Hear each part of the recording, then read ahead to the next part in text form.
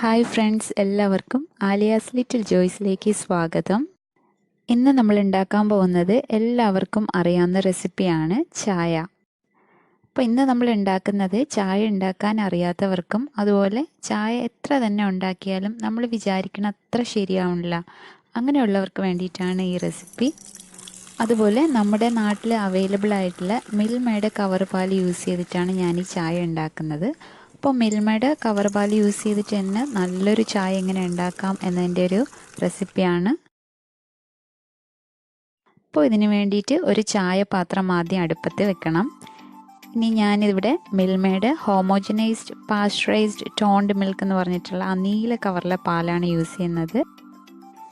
ഈ കവർ പാലാണെങ്കിൽ കുറച്ചുകൂടെ കട്ടി ഉണ്ടാവും. ഞാൻ ഇതിൽ നിന്ന് 1.5 ഗ്ലാസ് പാലാണ് ചേർക്കുന്നത്. അപ്പോൾ ആദ്യം 1.5 ഗ്ലാസ് പാല് ഒന്ന് തിളപ്പിച്ചെടുക്കുക. മിൽമയുടെ തന്നെ മഞ്ഞ കവർ പാലിനേക്കാളും കുറച്ചുകൂടെ കട്ടി ഉണ്ടാവും. അപ്പോൾ ഇതിൽ കുറച്ചും കൂടെ നമുക്ക് വെള്ളം കൂടുതൽ ചേർക്കാം.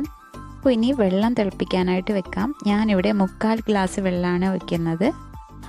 പാലിലും വെള്ളമൊക്കെ ചേർക്കുന്നത് നമുക്ക് ഇഷ്ടമുള്ള രീതിക്ക് ചേർക്കാം.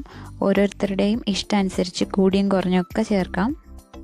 ഞാനിവിടെ 2 ഗ്ലാസ് ചായക്ക് വേണ്ടിയിട്ടുള്ള അളവാണ് എടുക്കുന്നത്. 1.5 ഗ്ലാസ് പാലും 3/4 ഗ്ലാസ് വെള്ളമാണ് ചേർത്തിരിക്കുന്നത്. ഇനി ഇതിലേക്ക് 2 ടീസ്പൂൺ ചായപ്പൊടി ചേർത്ത് കൊടുത്ത് നന്നായിട്ട് തിളപ്പിക്കണം.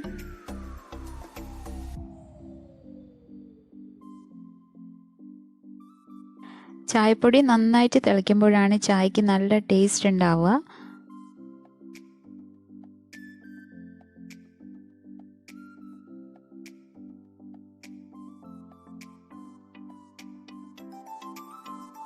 നന്നായി തിളച്ചതിന് ശേഷം നമ്മൾ നേരത്തെ ചൂടാക്കി വെച്ചിരിക്കുന്ന പാൽ ഇതിലേക്ക് ചേർത്ത് കൊടുക്കണം.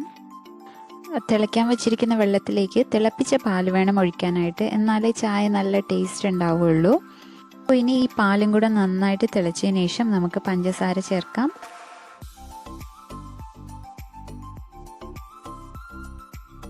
അതുപോലെ ചായ നന്നായിട്ട് പതഞ്ഞ് വരുന്നവരെ തിളപ്പിക്കണം. ഇങ്ങനെ ചെയ്യുമ്പോഴാണ് ചായക്ക് നല്ല ടേസ്റ്റ് കിട്ടുക. ഇനി നമുക്കിതിലേക്ക് പഞ്ചസാര ചേർക്കാം. ഞാനിവിടെ 2.5 ടീസ്പൂൺ പഞ്ചസാരയാണ് ചേർത്തിരിക്കുന്നത്. നിങ്ങൾക്ക് ഇഷ്ടമുള്ള രീതിയിൽ ഓരോരുത്തരുടെ പഞ്ചസാരയുടെ ആവശ്യം അനുസരിച്ച് ചേർക്കാം.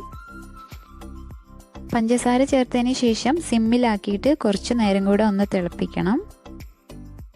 അപ്പോൾ ആദ്യം തിളച്ച് വന്നതിന് ശേഷം സിമ്മിലാക്കിയിട്ട് ഒരു 2 മിനിറ്റ് സിമ്മിൽ വെച്ച് തന്നെ തിളപ്പിക്കണം. ഇങ്ങനെ ചെയ്യുമ്പോൾ ചായപ്പൊടിയൊക്കെ ഇറങ്ങിയിട്ട് നല്ല ടേസ്റ്റ് ഉണ്ടാവും. ഇനി ഒന്നുകൂടി ഹൈ ഫ്ലെയിമിലാക്കിയിട്ട് ഒന്ന് പതഞ്ഞ് വന്നതിന് ശേഷം നമുക്ക് സ്റ്റൗ ഓഫ് ചെയ്ത് കൊടുക്കാം.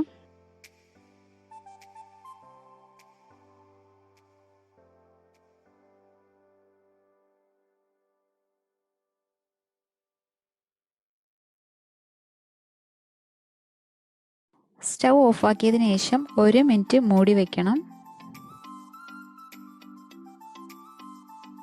ഇനി നമുക്ക് ചായ അരിപ്പയിൽ അരിച്ച് ഉപയോഗിക്കാം.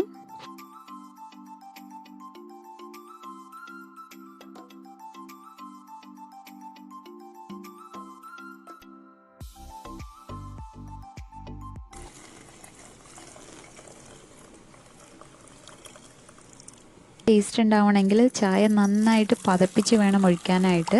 നമ്മൾ ഗ്ലാസ്സിൽ ഒഴിക്കുമ്പോൾ 1-2 പ്രാവശ്യം നന്നായിട്ട് പതപ്പിച്ചിട്ട് വേണം ചായ ഒഴിക്കാനായിട്ട്.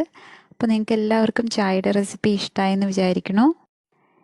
നിങ്ങൾ ചാനൽ സബ്സ്ക്രൈബ് ചെയ്തിട്ടില്ലെങ്കിൽ please like, share and subscribe. പുതിയൊരു വീഡിയോ ആയിട്ട് കാണുന്നവരേക്കും stay blessed and thanks for watching.